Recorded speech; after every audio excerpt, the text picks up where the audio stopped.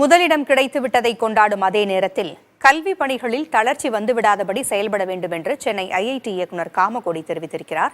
அவரோடு நமது செய்தியாளர் விக்னேஷ் முத்து நடத்திய கலந்துரையாடலை பார்க்கலாம். மத்திய கல்வித்துறை அமைச்சர் தர்மேந்திர பிரதான்ட்ட நம்ம விருது வாங்கும் அந்த தருணம் எப்படி இருந்தது? 4 விருதுகள் எல்லாரும் எதிர்பார்த்திருக்க மாட்டாங்க. சென்னை ஐஐடி மெட்ராஸ் இவ்வளவு விருதுகள் பெற்றிருக்கோம். நாங்க அதான் 6வது முறையாக ஓவரால்லையும் 9வது முறையாக இன்ஜினியரிங்லயும் வாங்கியிருக்கோம்.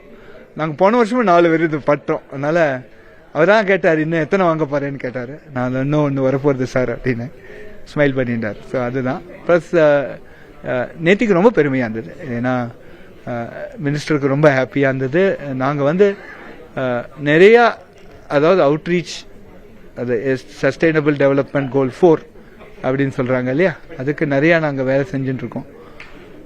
என்னை பொறுத்தவரையில் ஒரு லோக்கல் ரெகக்னிஷன் ஒரு குளோபல், என்னை பொறுத்தவரையில் ஒரு லோக்கல் ரெலவன்ஸ் ஒரு குளோபல் ரெகக்னிஷனை கொடுக்குங்கிறது என்னோட நம்பிக்கை, ரொம்ப ஆழ்ந்த நம்பிக்கை. அது ரேங்கிங் கற்றல், கற்பித்தல், கல்வித்தரம், நிறைய புதுமை கண்டுபிடிப்பு அதன் அடிப்படையில் கொடுக்குறேன். இதுக்கு நம்ம எப்படி பிளான் பண்றோம் நம்ம அடுத்தடுத்து முதலிடம் பெறுவது?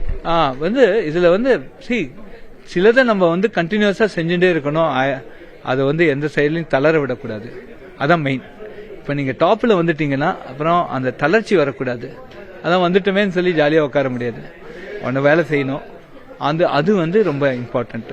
இதுல பிளானிங்லயே எப்படி கண்டினியூஸா நம்ம இந்த ரேங்கிங்ல இந்த பாராமீட்டரை எப்படி நம்ம கண்டினியூஸா இதே லெவல்ல மெயின்டைன் பண்ணுவோம், அதுதான் மெயின்.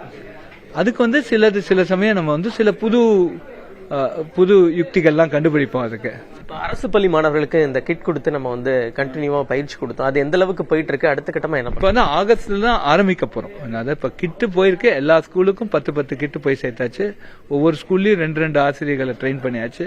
வாலண்டியர்ஸ்லாம் இது பண்ணியாச்சு. இப்போ ஆகஸ்ட் மாசம் இந்த எண்டில் இந்த ட்ரைனிங் ஆரம்பிக்கும். ஒரு வருஷத்துக்கு 20 மணி நேரம் தான் அவங்க செலவழிக்கணும். அது மாசத்துக்கு ஒரு 4 மணி நேரம் செலவழிச்சா டிசம்பருக்குள்ள அந்த 20 மணி நேரம் அந்த எக்ஸசைஸ் பண்ணிடுவாங்க. அதுக்கு ஒரு எக்ஸாம் மாதிரி கண்டக்ட் பண்ண போறோம்.